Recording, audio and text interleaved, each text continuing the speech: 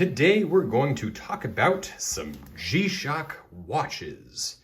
On this side we have, just gonna move the camera, we've got the GMW-B5000, which is an all-metal version of their classic 5000 series watch. Now really what it is, it's what I would call like their second to most advanced of the G-Shock squares. They make a lot of the all-metal versions that have, what is the chip number in there? That 3459 processor in their module. And yeah, you know, there's nothing particularly special in them. They've got the tough solar and the Bluetooth and stuff, but it is just a good old classic watch. We're gonna also be talking about the GBX, We're also gonna be talking about the GBX100. You know, I'm just gonna go ahead and leave. I'm just gonna leave it like that. I can't do it. It just doesn't look good. We're going to be talking about the GBX100, which is, I just did a review on this one, or basically why it's a design failure, and I kind of maintain that position on it, although I'll dive into a couple of other quick little things. And then what I think is a really particularly bad one is this Japanese import G Glide, which I can't recommend at all. And I'll kind of get into that in a second as well. What I want to start by doing, let me kind of shove this out of the way, is comparing these two, which is the G-Shock Glide, or G-Glide, and the regular G-Shock, the GMW-B5000. First off, I think that this watch is absolutely stunning. I mean, the camera doesn't do it justice, but this all-metal chassis, this like ninja blue, this black, this inverted LCD display, it is just gorgeous. And the buckle matches the buckle matches the frame color-wise. Beautiful metal clasp, absolutely stunning to look at. A masterpiece of beauty design. Really nice watch, good big buttons. One of the chief complaints I had about this Glide, so even though I really love the fact that this has an inverted dot matrix screen, whereas this is just a regular inverted LCD. Now this is using their like SLS technology or whatever they call it, which is where even though it's inverted, it's a little bit easier to read. Now by comparison to this G-Glide G-Shock, the LCD is very difficult to read. The inversion does this one no justice, and you cannot really tell on camera. It doesn't really work, doesn't really translate. Point is though, is that this G-Shock is incredibly difficult to read. The inverted display on this one is not too bad, but the one on here is fantastic. It's really, really easy to read at almost any angle. It looks good, it's sharp. You can have these little graphics, which I really like. You know, I went over the design failures of this particular G-Shock, and what it really boiled down to was that, you know, this one has step tracking, this one has tides, it has the sun and the moon, or sunset and sunrise, which I really love that. I really wish this one had it, but just, you know, it doesn't, so what you're gonna do. Anyway, it has all those sort of nifty little smart features, so to speak. It just doesn't really do any of them that well. I like that the light button is right here in the front, whereas on this one it's you know, built in on the side. But anyway, point is though, is that even though this one on paper really has a lot of cool things to offer, it just kind of doesn't really hit the mark on almost any of them. This one, even though it's a little bit heavier, you know, it feels so good. It's built well. It looks gorgeous.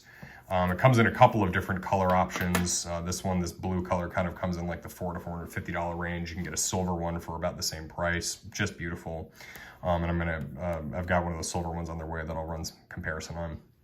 But this is using the traditional LCD, which allows you to do things like with the stopwatch, you get the, where you at, buddy? There you go. The tenths of the seconds, which, you know, a lot of people like. That was a big complaint on the stopwatch on this one, that you didn't have the tenths of a second. Also, when you're doing things like setting up timers, it's a lot easier to do on this particular watch. You just press and hold this and set, and now you can scroll through the different things that you want to do on the timer, and then of course you can press and hold the button and it will speed through it, which you could not do on the G Glide. It does not have the the fast scrolling, which was just a big mistake on Casio's part. I don't see why they can't introduce a firmware update to fix that, but they haven't, and they likely won't. Anyway, so yeah, then you're done setting it. Boom, timer's done. You know, I think the only complaint that I have and a lot of other people probably have is that with when you're setting the timer, you cannot have the backlight on when setting it. So, you know, if you're trying to set a timer in the dark, you're out of luck. So what you gonna do? But this one's built well. It fades away on your wrist. Even though it's a little bit on the heavier side, it just feels comfortable. It feels great. It's beautiful to look at. And most important, it is just a clean and simple watch. It doesn't do anything more or anything less than just watch. It has an alarm, it has a timer, countdown timer, stopwatch. You can have reminders, which I think is kind of cool. You can set that up in the Casio app. This one is the Tough Solar built in, and it's got an homage with the brick collar around the face here. And let's see, this connects Bluetooth to the phone to allow you to change some settings, add those reminders, you know, the alarms, that kind of stuff. And then of course it also has the multi-band 6 radio signal for the atomic clock setup and you know, making sure you have the most accurate time. I just love it. It's just a really great watch. It is fairly intuitive. You know, once you kind of learn the interface and how to navigate around it, it's, you know, quite simple to use. And again, just doesn't do anything too crazy. You know, when I wear an Apple Watch, that Apple Watch is constantly, you know, bugging me for something. So whether it's setting up a reminder, notification, whatever it is, I think it's a pain in the ass. It just constantly is, you know, barking at me to do something. This just sits on my wrist, and you know, until I want to find out the time, or run a stopwatch, or run a timer, it does what I tell it to do, and I really, really love it. It's just beautiful, simple, iconic design. It's a great, great watch. I really wish that Casio would make a square watch that has, you know, some of the more advanced features like what this one tried to do, but just, you know, do them a little better. Like, you know, again, this one has a step counter, but it's dreadfully inaccurate. It has an activity thing, but it's really only good for walking and running. And again, not that accurate, especially when compared to an Apple Watch. You know, I wish Casio would kind of get with the times on that stuff. But if you just want a good, clean, classic watch and you don't want it to do anything smart, this is really one of the best ways to go, because it is just, I mean, just gorgeous. It's so beautiful. This watch right here, the other G-Guide, the import, is definitely out of the cheaper of the Casio G-Shock things. This has the 3222 module. It does have the built-in tides, although you have to set them manually. And I don't know, and you know, again, it has Tough Solar and all that other stuff. You know, it's just sort of this cheap plasticky shell. Buttons are uncomfortably small. It's not really that good looking unless you're looking for a white watch. And screen is very hard to read. There's really nothing too special about this. I don't particularly like this watch. I think they tried to do something nifty by doing kind of a dumb watch that has some neat features like the tide and the moon and stuff like that. But if you see in the little corner there, it's again hard to see, but that's the little moon cycle. And, you know, they tried to do something neat here, but again, it kind of just feel like they missed the mark. You know, I don't know. Not a big fan of this one.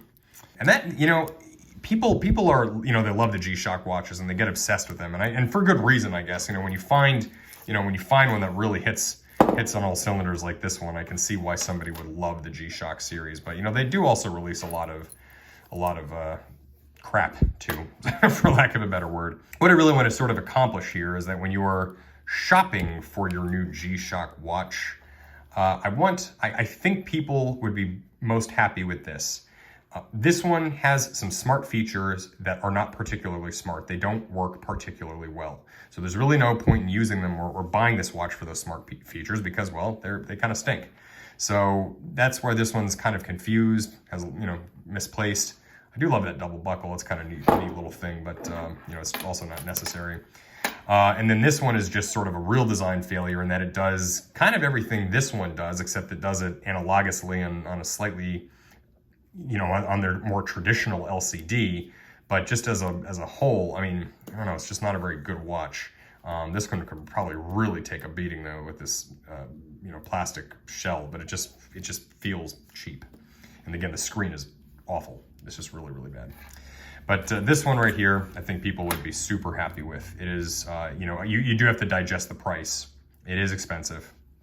If you're looking for an even dumber watch, you can get the think it's the 5600 series watches, which don't have the Bluetooth connectivity, but they also can come with a metal, you know, it's a metal over polymer frame. But be that as it may, it's, you know, I think it's a good solid option for people that just need a iconically beautiful G-Shock square. You know, this one just kind of adds a little bit of fluff to that. The 5600 series, of course, is much cheaper, coming in at around 160 bucks, I think, opposed to the 400 that some of these come in. Good, better, best, except it's really more like okay, better, best.